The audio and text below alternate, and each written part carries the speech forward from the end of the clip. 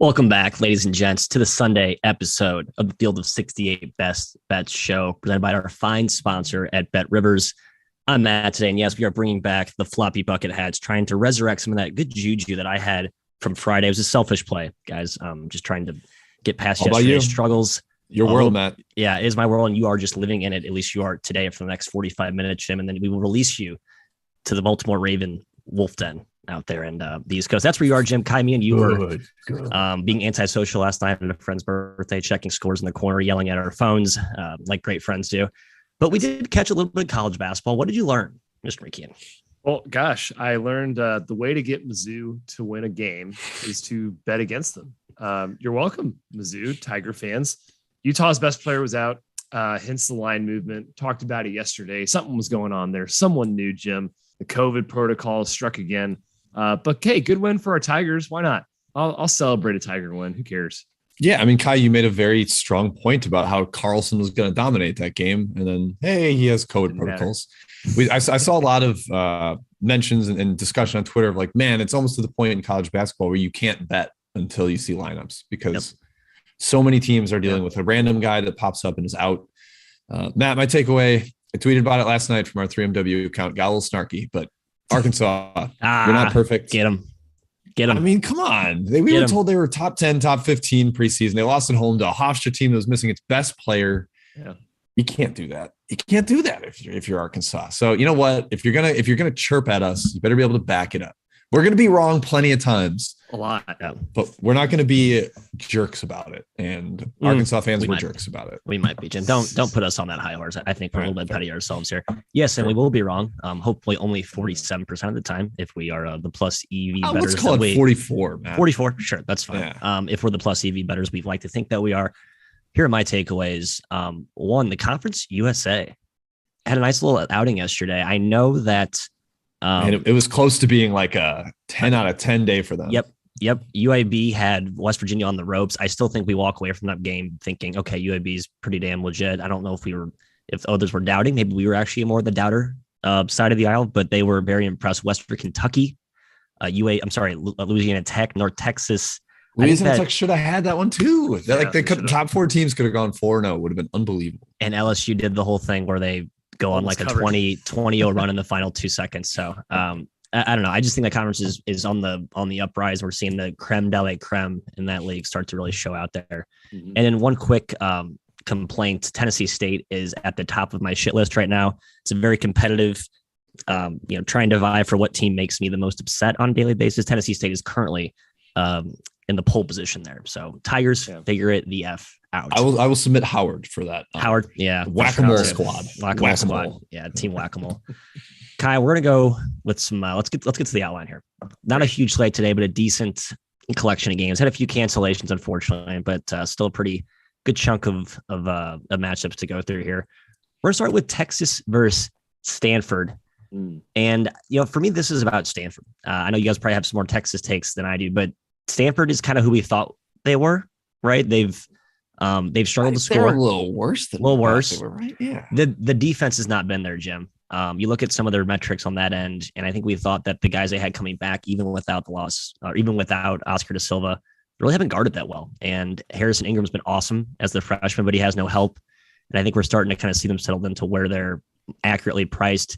But Jim, laying double-digit points with Texas does not sound like a fun recipe for success. Where are you on this one?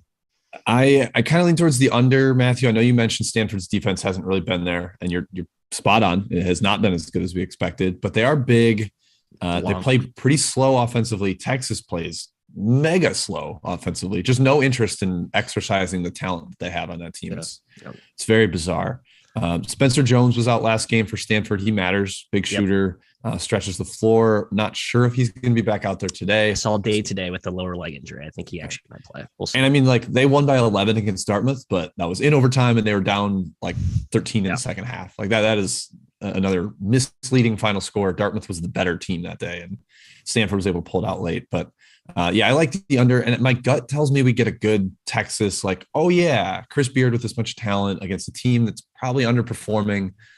This feels like 72-46 to me or some disgusting thing like that. Yeah, and Stanford's definitely capable of losing by 30 or 40. Yeah, little bit of a gut lean, Jim, here. Texas blows them out. It's kind of what I'm thinking.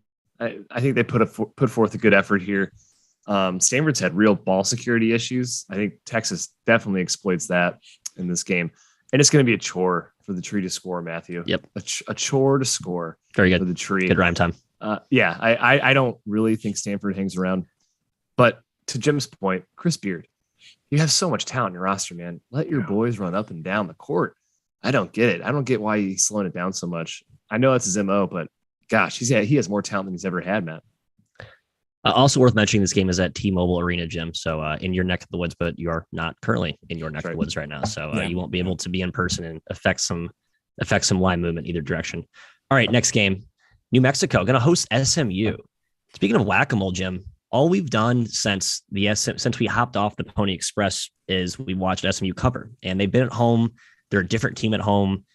The opponents haven't been great, but they've looked better. And, I think this is starting to round into form, a team that we thought was going to be good, but we always think they're going to be good. So maybe we're always just, stubbornly attracted to the Tim Yankovic allure. But, this is a tough spot going to the pit. New Mexico, a team that we like, team's been very good this year. Line's been bet down pretty sharply. I believe it opened 6, now down to 4. What's your angle here?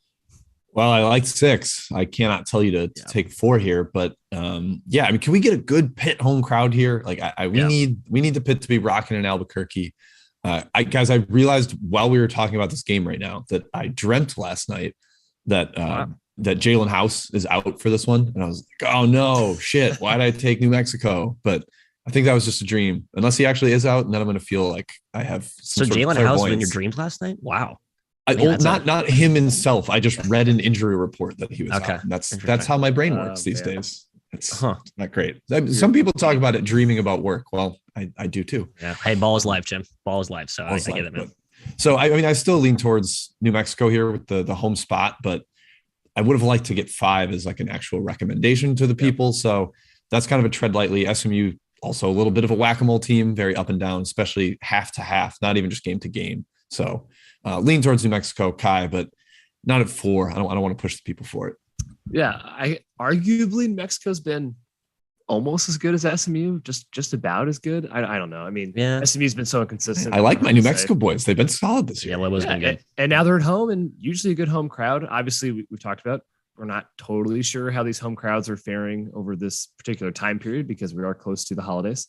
Fun guard battle, Matt, between House, who hopefully is in, and Kendrick Davis. For some reason, I'm leaning towards the under on a sleepy Sunday, but both teams play pretty fast. So that's a hold your nose bet if you're taking the under in that game. Nothing really on the side for me. Yeah, same. I think Jim said it, but you as well, Kai. Just the early numbers been poked, and now there's nothing left for us. So the remnants have gone, unfortunately. I guess if you're really into the SMU Pony Express that we used to tout, then maybe you buy back here. But I like New Mexico too much, and I respect the home court, especially on a sleepy Sunday. Could be a dead spot pre-Christmas for the road ponies. All right, we're staying out west, headed out to the desert, headed to Phoenix specifically. A very fascinating handicap here, Jim. We have Tempe, Arizona. Matt. Don't disrespect Tempe. Sorry, the Phoenix area, the broader Phoenix proper domain, whatever you want to call it. Yeah, Arizona State's going to play San Francisco, and our Dons, a tough loss last night, man. 48 points against Grand Canyon. I know it's not the same Grand Canyon team as last year. It's a good defensive team, but not one that should hold those Dons to 48 points. They need this one tonight. I think at large is certainly within reach for them, but they cannot afford back-to-back losses here against Grand Canyon and Arizona State. I think they get it done tonight. I just think they come off that loss last night motivated, even though it's a tough back-to-back spot. There's no travel. They're the better team. Am I missing anything? Not really. I mean, I don't love the number on a back-to-back, but I do think it helps them in the sense that they lost. And like, you get to flush that taste out of your mouth immediately. You get this game. I think that does factor in. Arizona State, not a like crazy tough schematic prep. Like, it's not like they're getting ready for some Princeton offense or something like that. No. So, the turnaround's not crazy. I think that helps. It is going to be tough, like 2 physical grind out games in a row though, Kai. Like Grand Canyon's a big physical team. Arizona State has been a big physical team this year, a defensive mindset. It's weird to think about them that way, but that's who they've been. That's been their identity. It's tough to do that back to back, but I'm with Matt. I think there's a coaching edge. I think this is the better team. So gut leans towards San Francisco. I had a slight number lean to Arizona State, and I turned my nose up at that. I said, ew, no, thank you. Yeah, super tough back-to-back for San Fran here. Matt, San Fran's shooting yesterday, 3 for 17 from deep, 18 for 43 inside the arc, 3 for 6 from the free throw line.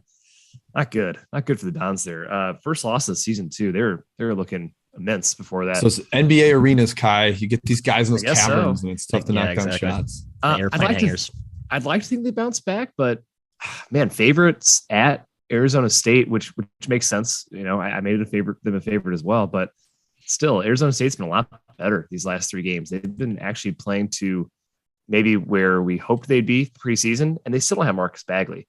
I'm staying far, far away from this game. I'm not sure how the Dons fare after Grand Canyon. Yeah, this would be a big bet for me, to be honest. But as Jim mentioned, I think the price, it's no bargain at the current number. And I'm on record as being a subtle believer in this Arizona State team. And when they get Bagley back, I think they're going to be a great buy low and, poised to soar, but just a good spot for the Dons. Might hurt their chemistry. No, Jim, stop it. He's too good. We saw last year how much he's worth. Just a menace on both ends of the floor. All right, last game here before we get to the outline.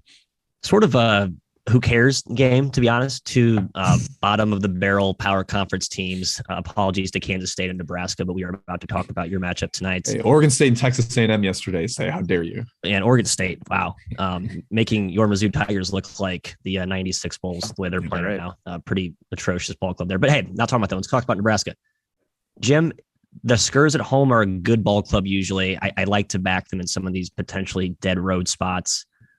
Kansas State is healthier. They should be getting Mike McGurl and Nigel Pack back today. I believe Pack played last game coming off his concussion. Yep. McGurl missed because of an illness. So you're getting a full strength Kansas State team here. I still think Nebraska is the better team by a nose. Wow, that's got to be tough for you to say, Mr. Purple Wildcat himself. I've watched K-State, and I know their efforts have actually been pretty good this year, but just the eye test doesn't. It's a little too helter-skelter on offense for me. I actually like Nebraska, like I said, just because of the spot and the home advantage here, even though it probably won't be an overly packed crowd on a Sunday. What are you looking at? Yeah, I'm on Nebraska here, Matthew. It's not my best bet, not an official show bet, but I think this is a game where Nebraska should get it done. They've lost their last 2 by 35 and 32. So it's like, okay, maybe this team stinks right now, but they had flu issues. I think that was a big part of the Auburn beatdown. And then the Michigan game, that was kind of a Michigan team that was getting right. Really good spot for them on the conference opener. So I'm still with the Huskers here, Matt. It's not a team I'm like amped to recommend to people. So be careful, but that's certainly the side I like here, Kai. Yeah, I still don't trust K-State, Matt. Old Big 12 matchup, by the way. Don't sell this short. These 2 teams used to be. Do they hate each other? Is there some bad blood between the Purple Kittens and the Huskers? Yeah. Throw the records out, man. Throw it out, baby. We like to talk about shooting regression, especially of a 3-point variety. The variance monster. Nebraska under 26% this year from 347th in the country. They're better than that. I mean, that Tamanaga guy from JUCO, that guy is like a 50% 3-point shooter last year. And then K-State's defense allowing 24% from 3, second best in the country. And come on, regression monster. And they're 303rd in 3-point attempt rate allowed. They're allowing a ton of threes, and teams are just missing. It's not the biggest perimeter in the world either. So I think that kind of flip-flops here. I lean towards Nebraska as well. Yeah, kind of like that. Guaranteed Nebraska 12 for 20 from 3 today. Thank you. Guaranteed. Love it. Perfect. Yeah, if you guys have that model out there that can predict 3-point shooting on a game basis, please DM us. We're happy to. We'd like to discuss more. But it kind of like the regression point. I just don't like making single game plays based off that. You sort of need to. Factor. It's almost like you want to add the K-State or Nebraska stock to your portfolio and let the regression play over a larger sample. But I do lean the Skurs. We'll see how it goes. Well, Matt, if you're putting it in your portfolio, it starts with 1 game. That's today. Yeah, that's right. It's gotta start somewhere. I see a few chatter inquiries. Do we have any specific requests? Who's running Czar today, Jim? I believe that's you, correct? Yep. I think we just got 2 so far of games that are not on the outline. So I'll go to you first here, Matt. Ray Paez asking Army at LIU off the extra board. I mean, LIU stinks. Is that as simple as it needs to be, or is there more to this? Yeah, Army has the categorically better backcourt here, just in a nutshell. I don't think LIU deserves much of any for home. It's not like an easy travel, but it's also New York City, and the Army's been off for forever. I don't like LIU's guards at all. They have some size up front, but I think Army can run circles around them with their offense and their more dynamic guard play. So I do like the ground troops, as we call them. Yep, ground troops. Jalen Rucker, I'm in. Let's go Army on the road. Love Rucker. All right, Kai, you get maybe a sore subject for you, so I apologize. Oh no. Tim Kafer asking about Portland. Sorry, headed to Montana State. Instinctively, Kai, this one felt a little high, right? Yeah, it does feel high. Portland's been Portland last couple games, kind of trailing off a bit. Now they're still plateauing. Yeah, they're still way better than Terry Porter's Portland, but they're playing like Portland. They don't have super great mid-major players yet. 10 points does feel like a little bit too much. Montana State though is well coached. They can get it done. I'm very on the fence in this game. Yeah, Portland gets out athleted fairly frequently right now. They're still not quite up to the level there, and Montana State's not like some monstrous team. But Bello and Adamu, the wing, is a really dynamic slasher. Yeah. Bishop's a very quick guy on the ball. I'm not sure Portland has an answer for him either. So yeah, numbers slightly into Portland, but I can see how this one would go south quickly for them. Mm-hmm. I believe that is it for questions not in the outline. We will get to Fairfield-UMass in a second. Yep. Charleston is canceled, sadly. Irvine Duquesne we will get to in a second as well, Bernie. So, all righty, Matt, back to you. That looks like I had a pretty good outline put together. Way to go, me. And hey, back to it we go. Monmouth hosting Colgate, two mid-major darlings, Mr. McKeon. Yes. The headline news here, which I think is basically, you could say this player is worth 7 points, at least a touchdown. Nelly Cummings. Out for Colgate. He matters a ton. And I like to always tout the players don't matter card, but there are a few who do. He is one of them. The team lacks that jolt of athleticism and playmaking and shot creation. I think Monmouth could blow them out, to be honest, especially with the size bands they have up front with Shavar Reynolds at the top of the key, wreaking havoc. And our boy Georgie Pappas, we always like to back him. Is there any reason to go against that win there? No, Nelly Cummings is huge for them. He's basically Jordan Burns light. Yeah. He could absolutely win Player of the Year in the Patriot League if he's fully healthy for conference play. Yeah, he matters. He's point guard, scorer, does everything. And Monmouth, man, hey, 11-0 against the spread. So now that we're hopping on the Monmouth train, let's hope it doesn't stop short at the station here. You know what you need. You know what you need to do against Colgate. You need to take away the 3. Hopefully, Monmouth's 3-point shooting, quote unquote, luck defensively, 27th in the country. 3-point percentage defense doesn't regress like I talked about with Nebraska and K-State. I don't think it does though, Jim. Monmouth is just so experienced. I think they get it done here. Yeah, I'd be more fearful of the regression if Cummings was playing, because the quality of shot that Colgate's going to generate without him is just significantly lower. That's an issue. This is up to 5.5 at Bet Rivers, guys. It was close to making the best bet cut, especially down at like -4 for me, but over that 5 number is a little bit dicier.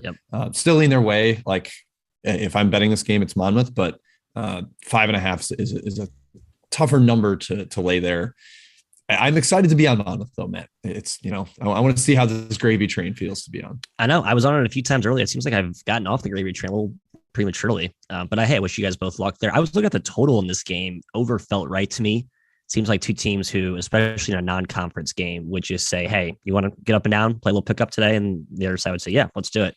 But without Cummings, I think he's just so important to Colgate's offense, of their pace and their efficiency. So I can't take it with him out of lineup there. Let's keep going. We're staying on the East Coast. UMass is hosting Fairfield, Jim.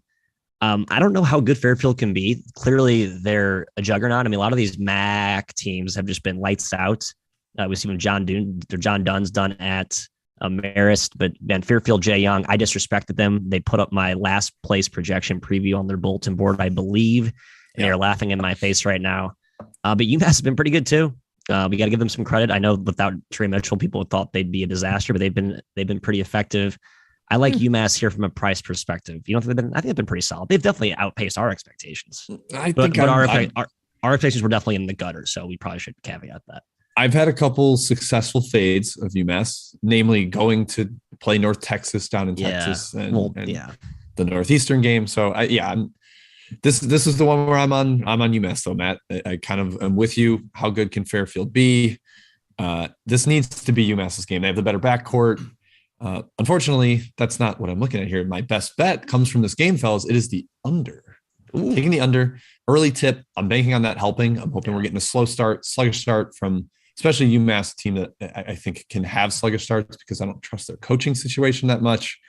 A little bit worried about the possession length. That's something I've been looking at a lot for my unders that I've been taking that have actually been rolling on the show here. Fairfield's tempo may be understated compared to their possession length, so I'm a little concerned about that. But Kai, I think the slow start, early start, Jay Young's a smart coach. He knows he needs to keep UMass out of transition. That's going to help the under factor here. So under 145 is my best bet. Yeah, man, Fairfield's been good. You guys have said it. Their top 130 offense this year. Jay Young's other two offenses at Fairfield, 290th and 344th. So this is like unprecedented stuff for the Stags right now. UMass top 30 offense. That's wow. I didn't realize they're so good offensively this year, but they're erratic, man. I hate betting on them. I hate fading them. They can get hot. They can get cold. It's just a frustrating team to figure out. One of those live bet teams. Yeah, I got no real side here, Matt. UMass has been a fireball. Fairfield's been awesome. I'm going to stay away. Hey, just a quick, I don't have a strong take on this game. I'm with Jim. I do lean UMass, and I like his undertake. I might hop in against the early market, but I want to circle back to the game we just talked about. I was doing a little back channel research. Thank you to Ryan Brownwood to the chat for pointing this out. Nelly Cummings is not for sure out today. I think I wrote that off I saw a local report that says he is day to day, so maybe a chance he plays. It sounded more ominous though last week. So I guess I would be shocked if he's in there. But make sure you check those lineups if you're looking to get down on the Hawks for sure. Last game here. Well, I guess there'll be two more, but we have to skip one because unfortunately Charleston and Rhode Island is canceled. So we'll just save a little more time for chat mob inquiries at the end. Let's go right to Duquesne versus UC Irvine at LeBron James Arena in Akron, Kai. Yep. Sort of a homecoming for Keith Dambrot. Used to coach there. I believe he has good. Him and LeBron are very tight. I don't know if there's going to be like some sort of showcase. I should have dug into the context behind that, but I think there's a clearly connection there. That's why they're playing this game in Akron. Tough travel for UC Irvine coming from the West Coast. It is. Presumably without Dawson Baker, but they've been without him the last couple of games, and they punched right with USC all the way through. I think they've been pretty impressive. I think he has a fractured hand, so I think Baker is definitely out. Yeah. Okay, yeah, I got to bank on him being out there. I think it's a big number for Duquesne, but we've been burned by the young Dukes so far this year, Kai. Are you going back to the poisonous well? It's a tough travel. It's a 10 a.m. tip for UC Irvine local time. Also, help me figure this out, geography guys. KenPom calls this semi-home for Duquesne. Yeah, I saw that too. Pittsburgh's over an hour and a half away from Akron. I don't understand that. I think that's a mistake. I don't have a huge reason other than travel spot here. Dawson Baker's status, hoping that it's a slow, ugly game. I guess I have several reasons here. And the Dukes are big. I think they can hang around here. Duquesne plus 6.5 is my best bet, fellas. Yeah, wow. Kai, I'm with you. I think it's the right spot. It should play up to the spot where Irvine just had a kind of a home run effort against Big Brother in California, and then they have to do this travel. Like, I'm not sure why they care about this game. They also play Buffalo after this, which is a much bigger game than this one. So I could see this being sleepy for them. Maybe they even come back and win late, but I like Duquesne to build a little bit of a lead. Kai, we know they're not a great second half team. There have been some collapses on the Dukes end. So no, they're not a good team. This might be take Irvine second half and aim for the middle. If Duquesne's up at halftime, that'd be something that's potentially a look worth taking, Matthew. Agree. I'm not sure why I'm not with you guys in the Dukes, to be honest. So I have no good reason. I think it's the right side. Great. So congrats on that solid handicap and expected winner. Oh boy. Knox Furious Son of Wood. All right, chat mob inquiries. What games have we not hit today? I think we've hit most of them. Well, Lake Show mentioned the Dartmouth at Cal game. He asked about, is this one of those East Coast teams weirdly going West Coast and gets destroyed? Kai did respond in there, of course, that Dartmouth was at Stanford, played that overtime game. So, I mean, maybe there's like a letdown effort from, God, we had this Pac-12 team beat, or there's the confidence of like, we had a better Pac-12 team beat. We can play with Cal here. That's kind of the way I lean. I like the dog there, mostly from a gut sense. But I just think Dartmouth's pretty competent. Yep. Cal is a big double-digit favorite. I don't see them being like a wipe you off the floor squad. So, lean there. Hard agree. Actually, I'm thinking about adding to my best bets list from the hip, but I'll make that decision when we get to best bets. Jim, anything else in the chat? No, Billy Pilgrim just mentioned Vermont. That game is postponed, unfortunately. Yeah. Them in Northeastern are out. There's definitely several postponements out there. Northern Illinois UIC from Howie Ree. Oh boy. Northern Illinois stinks, Kai. Yeah, they're terrible, man. Like one of the worst teams I've watched this year. IUPUI, Northern Illinois. That's basically the two worst teams I've seen with my own eyes. So I would hold your nose if you're going to take that bet. UIC is not a juggernaut by any means, but yeah, sheesh, NIU's terrible. I actually kind of like NIU. I think 11 is a lot for a UIC team. It ain't 11. It's 9 it's and up a to, half. I thought I got up to 10 and a half. I'm sorry. Right. Okay. If it hit 10, I'd consider NIU. That's a big number for a bad favorite. The Flames. Matt, he also asked about Robert Morris. They're headed to Bowling Green. Yep. Bowling Green might have some guard absences. I know Gordon's been out, and but sometimes it matters, sometimes it doesn't. Robert Morris is pretty bad. Not a team I've enjoyed backing this year. Maybe they're a little better with Cam Ferris in the lineup. Michael Green came back, so they're closer to healthier, but it's just a scary team to back there. Yeah, Jaron Williams back. Yeah, you're right. I think Bobby Moe is getting healthier. I think we're going to see some better basketball from our guy, Andy Toole. They were disappointing to start the year. I think this is a good potential buy low. But Bowling Green's hot. I think they've covered and won their last 3 despite those guard injuries. Matheny, Curtis, Gordon, I believe, are all out today. But they played the last 2, I think, without 2 of those guys. So they've adjusted, I guess, with the new normal there. I lean Robert Morris, I guess, sum it up. All right. Last one, Matty Marquardt. Asking Mercer and FGC off the extra board. Kai, right off the bat, I like the under here. We don't know if Alvarez is going to be back for Mercer. That's obviously huge, big for their offense. What do you think? Yeah, that's the key. I would love to bet Mercer +3, but I can't do it without Alvarez. The knowledge there. Gulf Coast has been good this year, but finally, I think Mercer's one of those sort of buy low teams. I don't think they're being respected in the market quite yet, but it makes sense if Alvarez is out. Wouldn't touch him right now. Yeah, Gulf Coast roster is awesome. Yeah, it's ridiculous for an ASUN team. And Fly's disappointed us before, but this year he's, I think, maybe not maximizing, but maximizing to a larger degree than he has. It's so good you can't mess it up this year. That's what I'll say. Best bets, is it time or any other last second? Howie Reed just asked if they should take the Ravens points since they'll be there, and I say, how dare you? Just pack. Yeah, I'll be on Ravens. GPG, baby. Go Pack, go. I'm on Ravens. It's a lot of points to lay on the road, though. I will admit that. Okay. Yep. Matt, that is it. Let's hit best bets. Well, I was tempted to maybe add Dartmouth there. The more I thought about it, we talked ourselves into it. But I'm taking an even larger road dog today in UT Arlington. Head to Oklahoma. Should be pretty easy travel. I think it's sort of a dead whatever home spot for OU, so not a lot of home advantage there. UTA is playing, as Jordan Majeski so astutely pointed out, they're playing like a 3 big lineup more frequently this year. I can't pronounce any of their names. I think Mwamba's one and the other 2, but like they're very long and they pass the get off the bus eye test. And I think it gets an Oklahoma team where you can negate their positional size and length across the board, especially up front. I think this game can get ugly and they can make this a rock fight. And I just think 17.5 is a mountain to climb for OU, who is not a good large favorite. I think I like OU as a dog, but as a large favorite, I'm looking to punch against them. So let's go Maps. Yeah, I'm leading your way there, Matt. Hey, 3-hour drive from Arlington to Norman. Yeah, easy. Thanks, Google Maps. Two podcasts are there. Boom.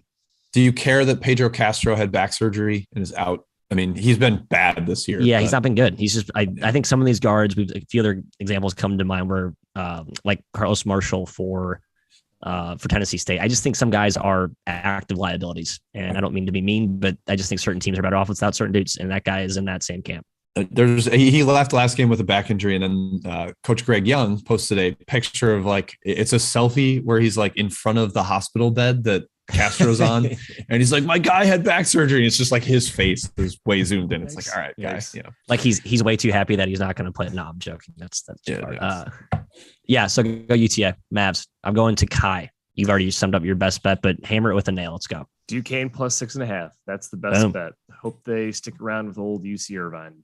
Okay, your enthusiasm is oozing. Jim, what's your best bet, Big Doc? Bad boy. Fairfield and UMass under 145. Again, I'm concerned. Both these teams' offenses are better than their defenses. UMass especially, maybe the most lopsided team in terms of one side or the other. Hopefully get a little shooting regression there too. UMass has been scalding from deep, and so have their opponents. Yep. So yeah, that's it. I wouldn't say these are our most confident round of best bets, guys. It's a bad slate, and usually Sundays are the most random of any day of the week. I think we actually have a report that has our day by day betting ROI for the last 3 seasons. We've been doing it quasi officially, and Sundays are our our worst day. So know that going in before you drop your mortgage on our recommendations today. That concludes our program today. Short and sweet show. Schedule for the upcoming week. It'll be a light one.